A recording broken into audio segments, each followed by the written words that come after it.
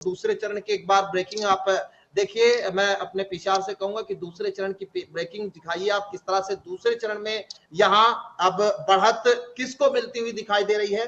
और दूसरे चरण के आंकड़े आपके सामने, यूपी के दूसरे चरण में यहाँ पर एग्जिट पोल के आधार पर इंडिया गठबंधन को कुल 2 सीटें, एनडीए को यहाँ 6 सीटें जा सकती है। और किस तरह से जा सकती है यूपी की दूसरे चरण में, आप टेम्पलेट के जरिए देखिए। हमारे अमरोहा, मेरठ, बागपत, गाजियाबाद और गौतम बुद्ध नगर, अलीगढ़, मथुरा, यहाँ के आंकड़े जो है वो एक बार मैं चाहूंगा ये आंकड़े भी आप दिखाइए कि यहाँ पर आंकड़े किस तरह से बदलते हुए तस्वीर दूसरे चरण की दिखाई दे रही है। और दूसरे चरण में यहाँ पर अमरोहा में यहाँ बीजेपी के पास जाती हुई दिखाई दे रही है। मेरठ की जो सीट है वो यहाँ पर बीजेपी और समाजवादी पार्टी की फाइट यहाँ पर है, लेकिन यहाँ समाजवादी पार्टी को लिए कहा जा रहा है कि समाजवादी पार्टी यहाँ पर एज है। जिस तरह से हमने 2-3 एजेंसियों के भी हमने संपर्क किया, उनसे भी हमने ये सर्वे को जानने की कोशिश की। ग्राउंड रिपोर्ट जो है वो आ रही थी कि कहीं ना कहीं बाहरी यहाँ बीजेपी के प्रत्याशी जो है, क्योंकि राम के अवतार में उन्होंने जो है वो किरदार निभाया राम का। और कहीं ना कहीं बाहर मुंबई भी जब वो चले गए तो उनसे भी लगा ऐसा कि कहीं ना कहीं वो खुद हार मान चुके होंगे। तो ये सारी तमाम चीजें यहाँ लोगों के अंदर परसेप्शन बना, और जब सर्वे के दौरान ये सब चीजें लोगों के अंदर हमने सुनने को देखने को मिली। और बात अगर बागपत की सीट की मैं करूं तो यहाँ राष्ट्रीय लोकदल के पक्ष में ये सीट अगर जाए तो इसमें कोई कोताही या मतलब इसमें कोई ज्यादा चीजें नहीं समझ में आती, अलग जगह जाती हुई। गाजियाबाद में यहाँ बीजेपी के लिए सीट जो है जाती हुई दिखाई दे रही है। गौतम बुद्ध नगर में बीजेपी के लिए सीट जा सकती है। बुलंदशहर में बीजेपी और अलीगढ़ में सपा और मथुरा में बीजेपी यहाँ ये सीट जा सकती है। और ये 8 सीटों में एनडीए के पक्ष में यहाँ पर 6 सीट जा सकती है, ये अनुमान हमने लगाया है। और इस अनुमान के आधार पर 4 जून में अगर वाकई नतीजे आते हैं तो ये कहीं ना कहीं हमारी टीम के लिए भी अच्छा होगा। और दर्शकों को हमने कोशिश की है बड़ी ईमानदारी से जानकारी देने के लिए। और हम चर्चा कर रहे थे, कौरपाल जी, मास्टर कौरपाल जी हमारे साथ है, वरिष्ठ पत्रकार। आप देखिए अब यहाँ दूसरे चरण के भी हमने देखिए धीरे धीरे पत्ते खोलने, हमने 7 चरण के हम बहुत जल्दी जल्दी खोलेंगे, हम आपको बहुत लंबा समय इंतजार नहीं करना पड़ेगा। और दूसरे चरण में आप किस तरह से देख रहे हैं? आपने पहले चरण में सहमति जताई, दूसरे चरण क्या आपको कह रहा है?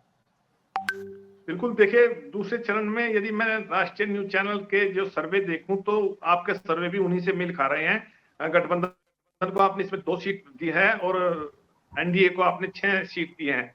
और आपने अलग अलग सीट का जो ब्यौरा दे रखा है कि अमरोहा में भाजपा, अमरोहा सीट भाजपा को जा रही है और मेरठ एसपी को जा रही है। बिल्कुल इसमें सहमति है। और बागपत की तो बिल्कुल क्लियर है ही कि वो राष्ट्रीय लोकदल को जा रही है।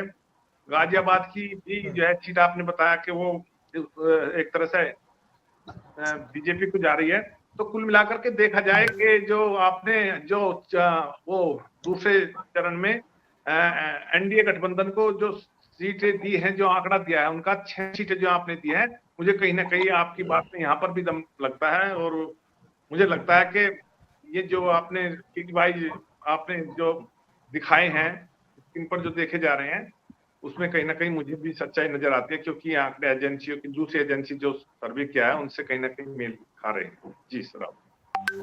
अच्छा, मुद्दे आप लोगों को देखिए, पश्चिम उत्तर प्रदेश पर मुद्दे यहाँ कहीं ना कहीं महंगाई, बेरोजगारी और उन सब चीजों पर दिखा। लेकिन जिस तरह से आज किया जा रहा था कि जयंत चौधरी यहाँ गठबंधन में बीजेपी के साथ आ जाएंगे, उसका असर ये आप देख रहे हैं, या किस तरह से आपको लगता है कि अब ये दूसरे चरण में यहाँ 6 सीटें एनडीए के लिए, क्योंकि पश्चिम यूपी वो इलाका किसानों का है और इस इलाके में यहाँ बड़ी संख्या में आंदोलन में लोग शरीक होते हैं। और यहाँ किसानों के गन्ने के भाव, तमाम बेरोजगारी, अग्निवीर के जो योजना को लेकर सबसे ज्यादा विरोध इस इलाके में दिखा।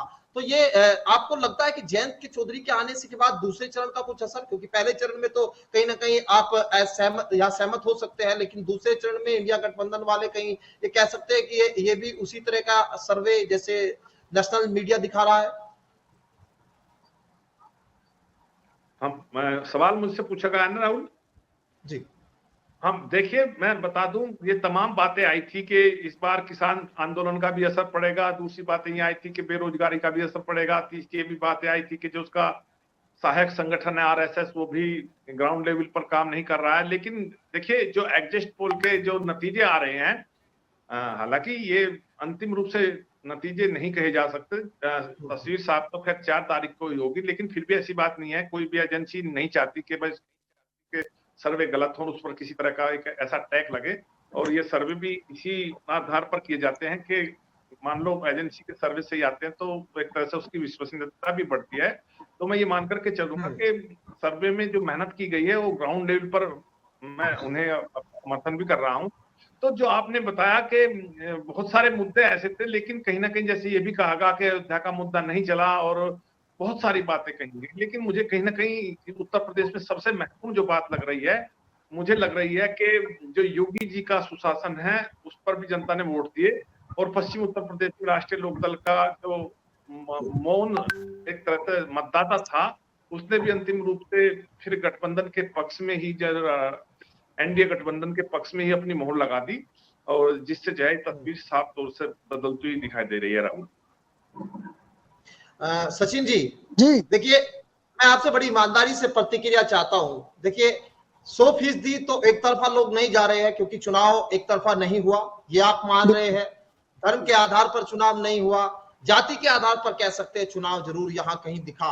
लेकिन पश्चिम यूपी से ये आप आते हैं, और मैं पश्चिम यूपी की शुरुआत में बात इसलिए भी कर रहा हूं क्योंकि लोगों की दिलचस्पी यहाँ पश्चिम यूपी को लेकर बड़ी थी। जयंत चौधरी की बात चर्चाएं खूब हुई। जयंत चौधरी यहाँ पर जब विपक्ष के साथ थे तो 7 सीटें देने की बात, लेकिन क्या लग रहा है कि यहाँ जो समाजवादी पार्टी से वो अलग गए जयंत चौधरी, तो जो फायदा सभा को हो सकता था, जो फायदा इंडिया गठबंधन को हो सकता था, वो बीजेपी को लग रहा है चला गया। बिल्कुल नहीं।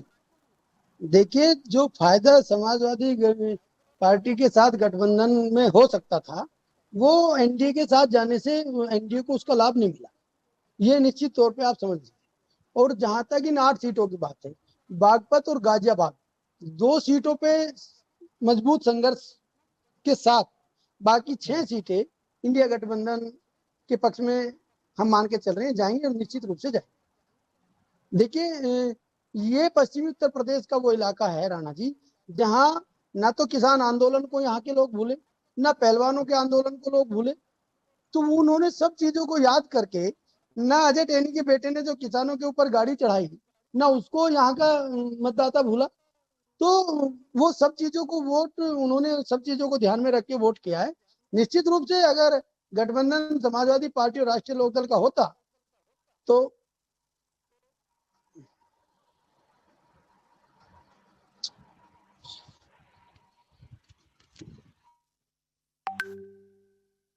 चलिए जो है संपर्क कहीं टूट रहा है, लेकिन एक बार फिर से कोशिश जो है करेंगे अब बातचीत करने की।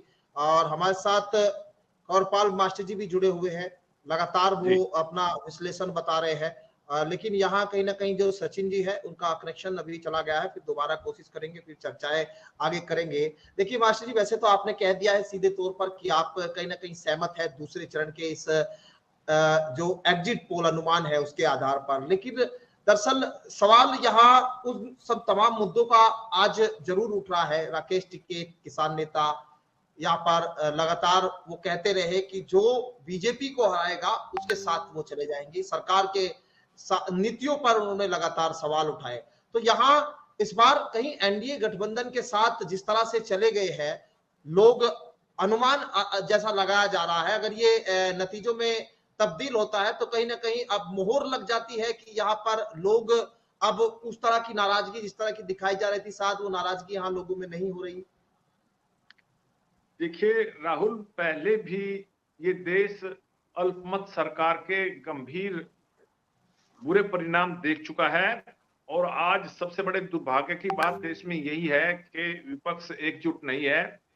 सब अपने हित को देख रहे थे जब लोकसभा चुनाव की घोषणा हुई, और विपक्ष को जहां एक साथ आना चाहिए था वहां सब अपनी अपनी ढपली अपना राग अलाप रहे थे। ममता आज तक भी ये नहीं बता पाई कि वो इंडिया गठबंधन के साथ में है या बाहर है, कभी इधर कभी उधर।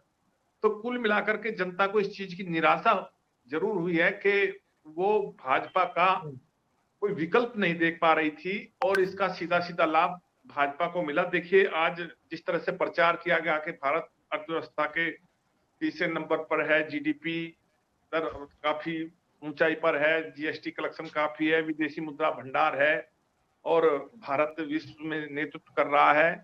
तो कुछ लोगों को इनका भी प्रभाव पड़ा है। दूसरा सबसे बड़ा प्रभाव इस बात का भी पड़ा है कि जो मुफ्त राशन मिल रहा है, क्योंकि दलित का पहला पसंद बसपा थी, लेकिन आपने देखा कि इस बार मायावती ने ज्यादा दिलचस्पी नहीं दिखाई और वो सीधा सीधा वोट जो है भाजपा को ट्रांसफर हो गया। तो ये पूरा लाभ यहाँ उत्तर प्रदेश में मिलता दिखाई दे रहा है और जो एग्जिट पोल के नतीजे बता रहे हैं वहां पर भाजपा जिस तरह से 60 और 70 के बीच में उनकी सीटें आने की बात है, तो ये एक बहुत बड़ी बात है, क्योंकि आपको भी पता है कि दिल्ली की मजबूती का रास्ता उत्तर प्रदेश से होकर के जाता है। तो ये मेरा यही यहाँ पर आकलन है कि जो भाजपा को लाभ मिल रहा है वो लाभ इन्हीं चीजों का मिल रहा है कि लगातार उन्होंने आगे भी इस बात की घोषणा की है कि इस तरह से 5 किलो राशन दिया जाएगा और विपक्ष जनता को ये समझाने में विफल रहा है कि वो किस तरह से बेरोजगारी की समस्या का समाधान करेगा। ठीक है, घोषणा कर दी, लेकिन धरातल पर ये चीजें उतारना एक बहुत ही बड़ी चुनौती है। तो जनता भी इस बात पर विश्वास नहीं कर पाई और सबसे बड़ी बात यह है कि लोगों को ये भी लग रहा है कि मोदी के हाथ में देश सुरक्षित है। देखिए, आज पड़ोसी देश पाकिस्तान को देख लीजिए, वहां के हालात बहुत खराब है और वहां से कुछ इस तरह के बातें आई थी। वहां के कुछ लोगों ने ऐसा कहा था कि वो नहीं चाहते कि मोदी तीसरी बार प्रधानमंत्री बने। तो कुल मिलाकर के एक ध्रुवीकरण यहाँ पर होता दिखाई दे रहा है और आपको भी पता है इस बात का कि प्रधानमंत्री मोदी ने बाद में अपनी लाइन से हटकर